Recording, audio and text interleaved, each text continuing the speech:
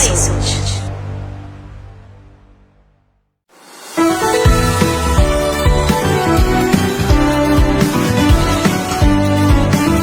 Asia Urdu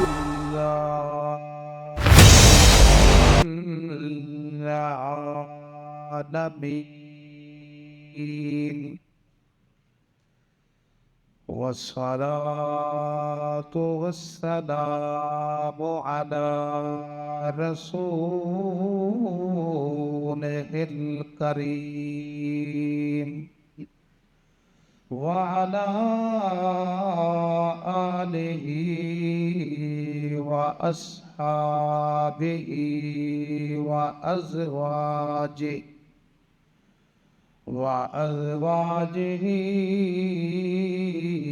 وبناته وأهل السنة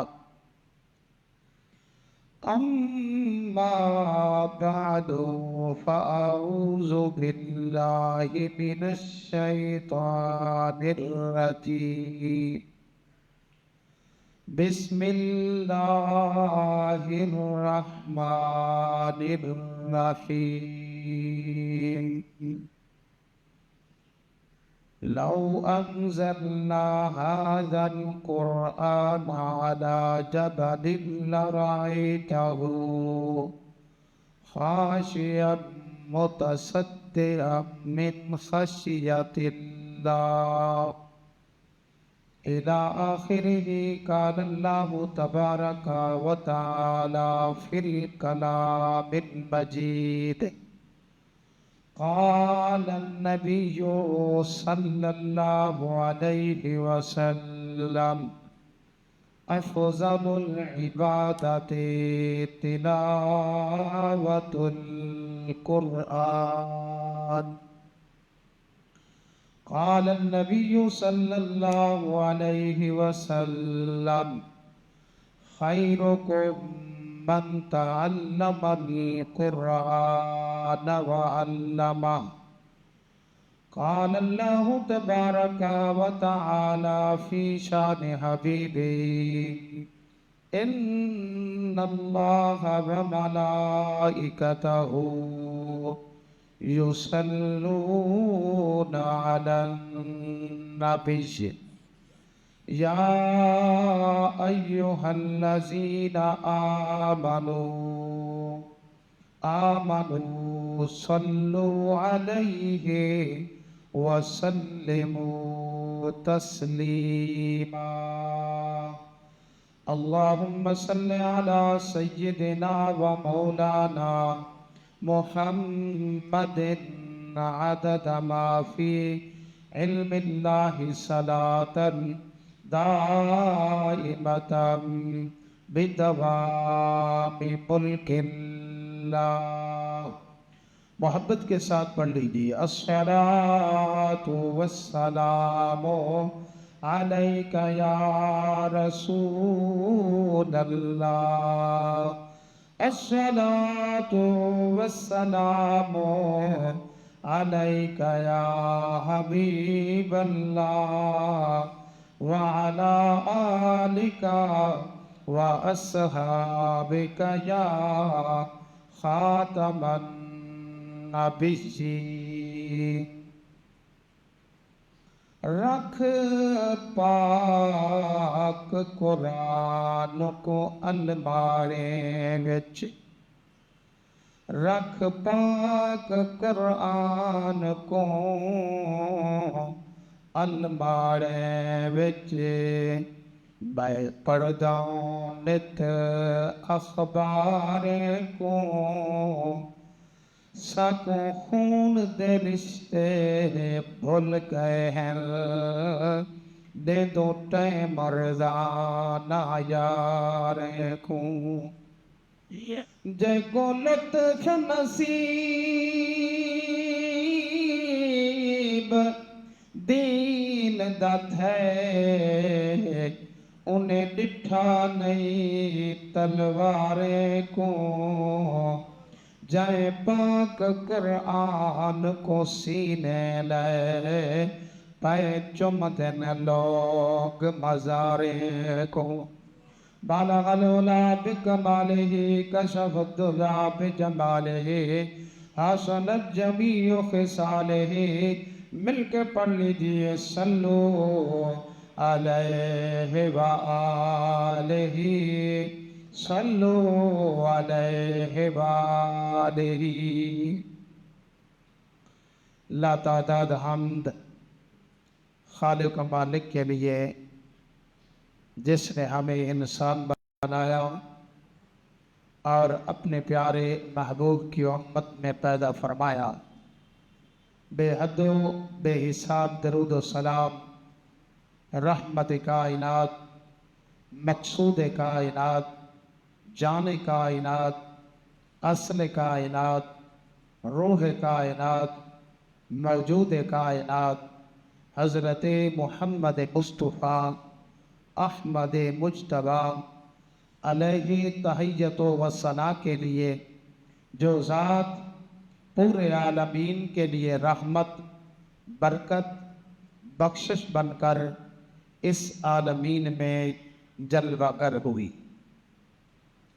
آج 23 رمضان المبارک ہے. ہمارا آج کا موضوع جو ہے عظمت قرآن مجید، فضیلت قرآن مجید اور مقام و مرتبہ علماء اور حفاظ کا. اللہ تبارک و تعالی نے بہت ساری کتابیں اور صحائف بھیجے ہیں، لیکن جو مقام، جو شرف، جو فضیلت قرآن مجید برہان رشید کو حاصل ہے وہ کسی اور کتاب کو حاصل نہیں ہوا. اللہ تبارک و تعالی نے جس طرح آخری رسول بھیجا ہے اور اسی طرح یہ آخری کتاب ہے. قیامت تک کسی نبی، رسول، پیغمبر نے نہیں آنا اور قیامت تک سلسلہ وحی منقطع ہو چکا ہے، ختم ہو چکا ہے. سرکار بھی آخری اور یہ کتاب بھی آخری. قرآن مجید برہان رشید ایک ایسی کتاب ہے، کچھ کتابیں ہیں آپ ان کو سارا دن دیکھتے رہیں کوئی اجر نہیں ہے. آپ ان کو پڑھیں مذہبی کتاب سے ہٹ کر، لیکن قرآن مجید برہان رشید وہ عظیم کتاب ہے جس کو دیکھنا بھی ثواب ہے، جس کو پڑھنا بھی ثواب ہے. اس لیے حکم ہے کہ تھوڑا سا اونچی آواز سے پڑھے تاکہ اس کے کانوں میں قرآن مجید برہان رشید کی آواز آئے تو اس کو پڑھنے کا بھی ثواب مل جائے اور ساتھ ساتھ سننے کا بھی ثواب مل جائے. اور قرآن مجید برہان رشید کو ایک ہے بغیر دیکھے پڑھنا، ایک ہے سامع قرآن مجید رکھا ہوا اس کو پڑھ رہا ہے، ایک ہے صورتیں یاد ہیں اور وہ اس کی تلاوت کر رہا ہے جس طرح حافظ صاحبان پڑھتے ہیں. جو قرآن دیکھ کر پڑھے گا اس کا ثواب اور ہے، جو قرآن بغیر دیکھے پڑھے گا اس کا ثواب اور ہے. جو قرآن بغیر دیکھے پڑھے گا اس کو 1000 اجر ملے گا، اور جو قرآن دیکھ کر پڑھے گا اس کو 2000 اجر ملے گا. پوچھا گیا اس کی وجہ کیا ہے؟ بغیر دیکھنے والے کو 1000 اور دیکھنے والے کو 2000 کیوں؟ بتایا گیا کہ 1000 قرآن پڑھنے کا ثواب ہے اور 1000 قرآن دیکھنے کا ثواب ہے. اور اس کی عظمت اور اس کی شان کا اندازہ ہم کہاں سے لگائیں؟ حضرت سیدنا جبریل امین جو اللہ تبارک و تعالی سے اور لوح محفوظ سے رب کے حکم کے مطابق سرکار کی بارگاہ میں قرآن مجید برہان رشید لانے والے ہیں، وہ سید الملائکہ حضرت سیدنا جبریل علیہ السلام فرماتے ہیں اگر روئے زمین کے تمام دریا سمندر ان کے پانی سے سیاہی بنا لو اور روئے زمین پر جتنی درخت ہیں ان کو قلم بنا لو اور قرآن مجید برہان رشید کی فضیلت لکھنا شروع کرو، یہ سیاہی ختم ہو جائے گی اور جو قلم آپ نے بنائے تھے یہ ٹوٹ کر ختم ہو جائیں گے، لیکن ابتدا سے لے کر آج تک یا قیامت تک تمام فرشتے لکھنے والے ہوں، چاہے وہ زمین میں ہیں چاہے وہ آسمان میں ہیں، یہ اتنی مدت لکھیں سیاہیاں ختم ہو جائیں گی، قلم ختم ہو جائیں گے، لیکن سورت فاتحہ شریف کی فضیلت مکمل نہیں ہوگی۔ جو آپ ہر نماز میں سورت فاتحہ شریف پڑھتے ہیں، یعنی کہ تمام فرشتے اور ان کی تعداد کو رب ہی جانتا ہے کہ زمین و آسمان میں کتنے فرشتے ہیں، اور حضرت سیدنا علی المرتضیٰ شیر خدا رضی اللہ تعالیٰ عنہ فرماتے ہیں میں اگر سورت فاتحہ شریف کی تفسیر لکھوں، وہ جو کاغذ کا وزن بنے گا وہ 70 اونٹ اٹھائیں گے، اور میں نے اونٹ رکھنے والوں سے رابطہ کیا ہے کہ ایک اونٹ کتنی وزن اٹھاتا ہے، آپ اندازہ لگا لیں، تو انہوں نے کہا کہ 36 من سے 40 من ایک اونٹ وزن اٹھاتا ہے، اور مولا کائنات فرماتے ہیں 70 اونٹ کا وزن بنے گا، 36 سے 70 کو ضرب دو، دیکھو کتنا وزن بنتا ہے۔ تو کسی نے حضرت علی المرتضیٰ شیر خدا رضی اللہ تعالیٰ عنہ سے پوچھا یہ آپ کو اتنا مقام اور اتنی شان اور اتنا علم کہاں سے ملا ہے؟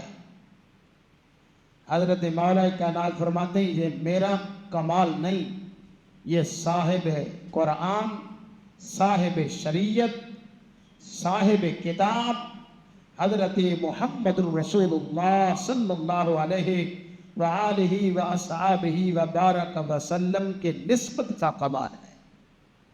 آپ سے پوچھا گیا کہ وہ نسبت کیا ہے؟ حضرت سیدنا علی المرتضیٰ کہتے ہیں وہ نسبت یہ ہے کہ اللہ کے پیارے محبوب علیہ السلام کو جب غسل دیا گیا سرکار علیہ السلام کو، تو حضرت مولا کائنات فرماتے ہیں حضور علیہ السلام کی پل کے مبارک پر ایک پانی کا قطرہ تھا، ایک پانی کا ذرہ تھا۔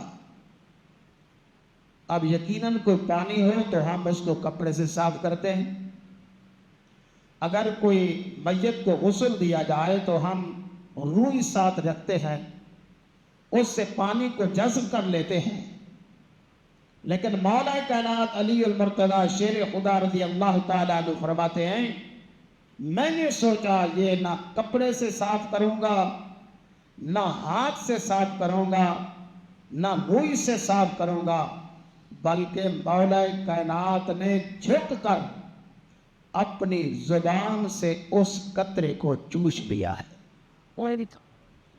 حضرت مولا کائنات فرماتے ہیں وہ قطرہ نہیں تھا، وہ علم اور نور کا سمندر تھا، اس ایک قطرہ پانی کے اندر جانے سے میرا ظاہر بھی روشن ہو گیا، میرا باطن بھی روشن ہو گیا۔ یہ ہے اللہ کے پیارے محبوب صلی اللہ علیہ وآلہ وسلم وبارک وسلم کے جسم کے ساتھ لگنے والے قطرے کی عظمت کہ مولا کائنات فرماتے ہیں کہ میں سورت فاتحہ کی تفسیر لکھوں تو وہ 70 اونٹ کا وزن بنتا ہے، تو پتہ چل گیا اللہ کے پیارے محبوب سے پانی کی نسبت ہو تو پانی علم و معرفت کا سمندر بن جاتا ہے۔ اگر حضور سے سچی نسبت ہو تو یہ جہان بھی اچھا اور اگلا جہان بھی اچھا ہو جاتا ہے۔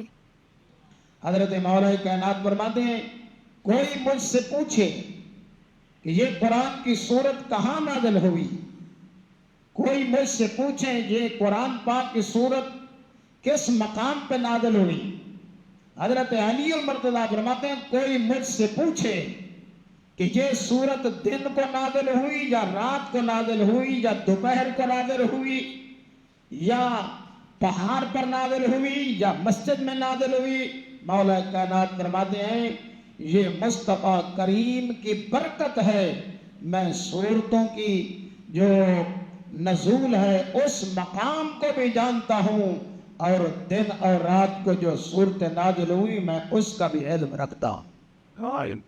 تو قرآن مجید برہان رشید یہ عظمت والی کتاب ہے۔ رسول کریم صلی اللہ علیہ وسلم نے ایک بار اصحاب رسول سے پوچھا، ویسے تو سرکار سب کچھ جانتے ہیں لیکن اصحاب سے رائے لینی تھی کہ صحابہ کے نظر میں غنی کون ہے، مالدار کون ہے۔ اللہ کے پیارے محبوب علیہ السلام نے فرمایا صحابہ بتاؤ تم میں سے سب سے بڑا غنی کون ہے، سب سے بڑا مالدار کون ہے۔ اصحاب رسول نے حضرت عثمان غنی کا نام لیا، کسی نے حضرت ابو بکر صدیق کا نام لیا، یہ بڑے تاجر ہیں، کسی نے کسی اور صحابی کا نام لیا کہ آقا یہ مالدار سب سے بڑے غنی عثمان غنی ہے، مالدار ہے، فلاں تاجر ہے، فلاں صحابی ہے۔ حضور مسکرائے، سرکار نے فرمایا تم غنی کو نہیں جانتے ہو، میں اللہ کا رسول اس غنی کو جانتا ہوں۔ تو اصحاب رسول نے عرض کیا رسول اللہ صلی اللہ علیہ وسلم پھر آپ ہی ہمیں بتائیں کہ سب سے بڑا غنی کون ہے۔ میرے اور آپ کے آقا صلی اللہ علیہ وسلم نے ارشاد فرمایا جس کے سینے میں قرآن ہے وہ سب سے بڑا غنی ہے، وہ سب سے بڑا مالدار ہے اور وہ سب سے بڑا غنی ہے۔ تو لوگوں پتہ چل گیا جو قرآن سے محبت کرے، جو اپنے سینے میں قرآن کو سمائے، اس سے بڑھ کر اور کوئی غنی نہیں ہو سکتا۔ اللہ کے پیارے پیغمبر امام الانبیاء صلی اللہ علیہ وآلہ وسلم وبارک وسلم کے پیارے دیوانوں، اسی لیے تو حضور نے فرمایا قیامت کے دن جو حافظ قرآن ہے اس کو ان کا مقام دیکھنا، جو عالم ہے اس کا مقام دیکھنا۔ تو حضرات گرامی انگریز کے دور میں قرآن کی حقانیت کیا ہے، سبحان اللہ، ہر دور میں قرآن مجید اپنا مقام مرتبہ شان رکھتا ہے۔ انگریز کے دور میں ایک عیسائی کو تیار کیا گیا کہ تم دعویٰ کرو ہماری کتاب سچی ہے۔ عیسائی نے اعلان کر دیا ہماری کتاب سچی ہے۔ مسلمانوں نے کہا یہ کیسے ہو سکتا ہے، قرآن مجید کے ہوتے ہوئے کوئی اور کتاب وہ مقام وہ شان نہیں حاصل کر سکتی۔ تو عیسائی نے کہا تم قرآن مجید لے کر آؤ، میں اپنی کتاب لے کر آتا ہوں، دونوں کتاب کو آگ میں ڈالتے ہیں، تم قرآن مجید کو آگ میں ڈال دو، میں جو ہے نا اپنی کتاب کو آگ میں ڈال دوں گا، تو پتہ چل جائے گا کہ حق پر کون ہے اور نہ حق کون ہے۔ جس کی کتاب محفوظ رہی اس کا مذہب دین سچا ہوگا، اور جس کی کتاب معاذ اللہ جل گئی اس کا مذہب جھوٹا ہوگا۔ تو ایک طرف انگریز کی سازش تھی اور ایک طرف عیسائی تھے اور ایک طرف محمد الرسول اللہ کے ماننے والے تھے، قرآن سے محبت کرنے والے تھے۔ قرآن سے پیار کرنے والے تھے.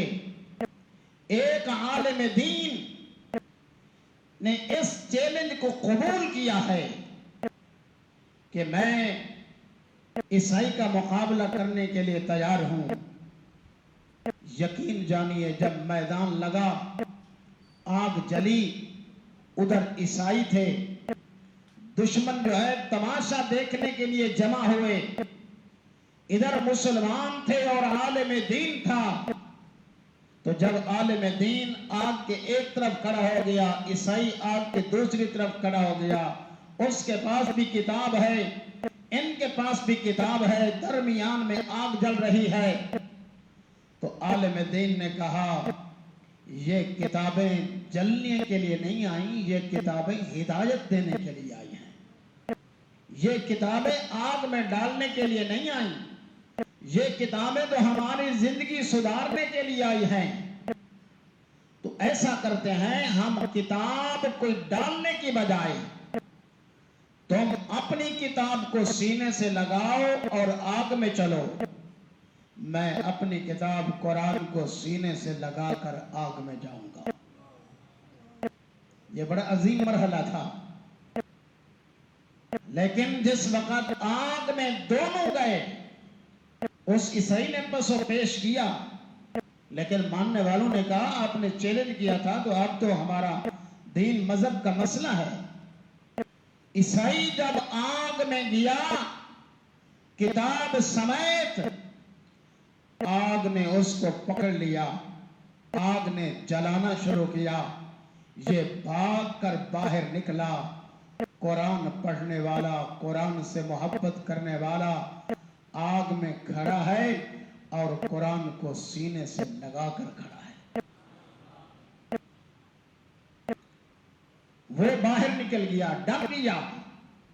لیکن قرآن مجید، برہان رشید کی حقانیت دیکھیے. قرآن والے کو بھی آگ نے نہیں پکڑا اور قرآن کو بھی آگ میں نہیں پکڑا. ابھی حال میں دیکھ لیں، تمام ٹی وی چینل والوں نے دکھایا، تمام اخبارات میں، یہ کراچی میں بہت بڑے پلازے کو آگ لگی ہے، سب کچھ جل گیا. ایک بورڈ تھا جس پر سورت کوثر شریف انا اعطیناک الکوثر لکھا ہوا تھا، اور ایک طرف یا اللہ لکھا ہوا تھا اور دوسری طرف یا رسول اللہ صلی اللہ علیہ وسلم لکھا ہوا تھا. سب کچھ جل گیا، لیکن قرآن مجید کی اس سورت کو ایک حرف بھی جناب والا نہیں جلا. تو پتہ چل گیا قرآن آج بھی سچا ہے، قرآن کل بھی سچا ہے اور قرآن قیامت تک سچا ہے. اور یہ شاید آپ سمجھیں کہ یہ دنیا کا ساتھی ہے.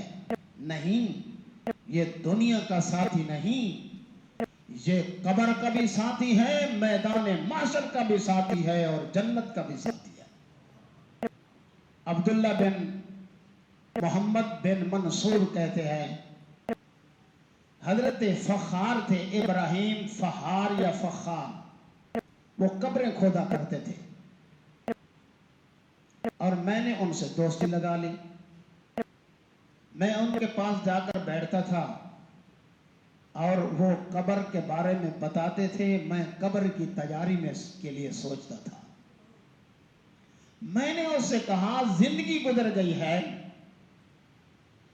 آپ کو کہ آپ قبریں بنا رہے ہیں، کوئی مجھے کوئی ایسا واقعہ سنا سکتے ہیں؟ اس نے کہا ہاں، میں ایک قبر کی کھدائی کر رہا تھا تو ساتھ والی قبر سے ایک یا دو اینٹیں گر پڑی. عبداللہ بن محمد بن منصور لکھتے ہیں کہ ابراہیم نے کہا کہ جب وہ دو اینٹیں ہٹیں، اللہ اکبر، کیا تھا، اتنی خوشبو میں نے دنیا میں نہیں سونگھی جو اس قبر والی کی مٹی سے آ رہی تھی. یہ عطر جتنی بھی قیمتی عطر ہیں، جتنی بھی چیزیں ہیں، وہ کہتے ہیں آج تک میں نے ایسی خوشبو نہیں سونگی جو اس قبر والے کے مٹی سے آ رہی تھی۔ حضرت ابراہیم فخار یا فخار کہتے ہیں میں نے تھوڑا سا قریب ہو کر، کیونکہ میرا اب ڈر ختم ہو گیا تھا، خوف ختم ہو گیا تھا خوشبو کی وجہ سے، کہ یہ کوئی عام قبر نہیں ہے، اس قبر میں عذاب نہیں ہے، اس قبر میں بچھو نہیں ہے، اس قبر میں سانپ نہیں ہے، کیونکہ جس قبر کی مٹی سے خوشبو آ رہی ہے تو یہ کوئی عام انسان کی قبر نہیں۔ حضرت ابراہیم فخار کہتے ہیں جب میں نے غور کر کے اندر جھانکا دیکھا تو قبر کے اندر اندھیرا نہیں تھا، ورنہ قبر کے اندر کوئی چراغ نہیں، کوئی روشنی نہیں، کوئی بلف نہیں، کوئی دیا نہیں۔ حضرت ابراہیم فخار کہتے ہیں میں نے جب دیکھا کہ قبر کے اندر اندھیرا نہیں، روشنی روشنی ہے، نور ہی نور ہے، اور ایک بزرگ ہیں جو اللہ کی مقدس کتاب قرآن مجید کی تلاوت کر رہے ہیں، کیونکہ زمین میلی نہیں ہوتی، بدن میلا نہیں ہوتا، زمین میلی نہیں ہوتی، بدن میلا نہیں ہوتا، محمد کے غلاموں کا کفن میلا نہیں ہوتا۔ قرآن مجید برہان رشید کی عظمت یہ ایسی ہے، اور اللہ کے پیارے پیغمبر امام الانبیاء نے فرمایا حوامیم کو پڑھا کرو۔ قرآن مجید میں حامیم سے صورتیں شروع ہوتی ہیں، چونکہ زیادہ ہیں، 7 کے قریب تعداد ہے، سرکار نے فرمایا حوامیم کو پڑھا کرو۔ اللہ کے پیارے محبوب اس سے ہمیں کیا ملے گا؟ سرکار نے فرمایا خدا نہ کرے تمہارے اعمال نیک کم ہو جائیں اور تمہارے لیے دوزخ کا فیصلہ ہو جائے، جب فرشتے تمہیں دوزخ کی طرف لے کر جائیں گے تو سرکار نے فرمایا پھر دیکھنا سورت حامیم دوزخ کے دروازے پہ کھڑی نظر آئے گی۔ جب اس کو لے جائیں گے نا جہنمی کو، اللہ تعالیٰ رمضان کے صدقے سے ہمارے گناہ معاف کرے، رب تعالیٰ ہمارے دائیں ہاتھ میں نامہ اعمال عطا فرمائے۔ سرکار نے فرمایا جب جہنمی کو لے کر جہنم کے دروازے پہ گئے، آگے گئے تو سورت حامیم کھڑی تھی، فرشتوں نے کہا حامیم ہٹ جاؤ، یہ جہنم کا حقدار ہے، ہم اس کو جہنم میں ڈالتے ہیں۔ حامیم نے کہا جاؤ اللہ کی بارگاہ میں، یا مجھے قرآن سے نکال دے یا اس کے گناہوں کو معاف کر دے۔ سرکار فرماتے ہیں پھر وہ جہنم کے دوسرے دروازے پہ لے کر جائیں گے، لیکن وہاں ایک اور حامیم صورت کھڑی ہوگی، وہ کہے گی جب تک اس کو معافی نہ ملے، یہ دنیا میں مجھے پڑھتا تھا، یہ مجھ سے پیار کرتا تھا، آج اس پر وقت آیا ہے تو میں چھوڑ کر نہیں جاؤں گے، حتیٰ کہ جہنم کے دوسرے دروازے پر جائیں گے، جہنم کے تیسرے دروازے پر جائیں گے، ہر دروازے پر صورت حامیم کھڑی ہوگی، رب العالمین فرمائے گا فرشتوں اب اس کو جنت میں لے جاؤ، میں نے قرآن کی برکت سے اس کے گناہوں کو معاف کر دیا ہے۔ تو لوگوں قرآن سے محبت کرو، قرآن سے اپنا تعلق قائم کرو، قرآن سے پیار کرو، قرآن کے مطابق زندگی گزارو، اللہ تبارک و تعالی تمہیں ایسی عظمت عطا کرے گا کہ دنیا میں بھی تمہارے ساتھ ہوگی، قبر میں بھی تمہارے ساتھ ہوگی، محشر میں بھی تمہارے ساتھ۔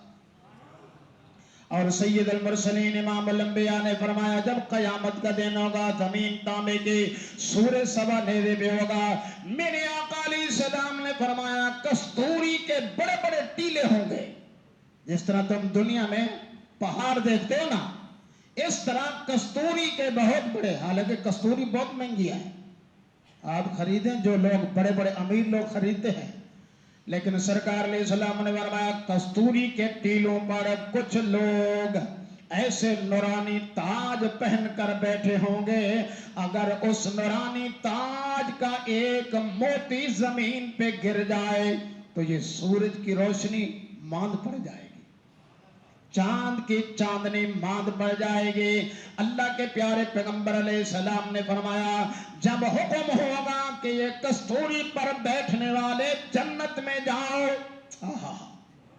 سرکار فرماتے ہیں ان کے لیے گھوڑے لائیں گے، ان کی سواری کے لیے گھوڑے لائیں گے جن کی زین جو ہے، زین جو لکڑی کی بنی ہوتی ہے نا، وہ زین کس کی ہوگی؟ یاقوت مرجان کی زین ہوگی۔ رب العالمین فرمایا گا ان کو اس زین پر، ان گھوڑوں پر بٹھا دو۔ جس وقت وہ پل صراط پر پہنچیں گے، پل صراط کون سی ہے؟ جو تلوار سے زیادہ باریک ہے، تلوار سے زیادہ تیز ہے، بال سے زیادہ باریک ہے، ہم نے اور آپ نے گزرنا ہے۔ آج یہ چناب والی پل نہیں، غازی گھاٹ والی پل نہیں، پل صراط ہے۔ اللہ کے پیارے پیغمبر نے فرمایا جب یہ پل صراط کے قریب پہنچیں گے، رب العالمین کی ایک نورانی مخلوق ظاہر ہو جائے گی جو ان گھوڑے پر بیٹھنے والوں کا استقبال کرے گی۔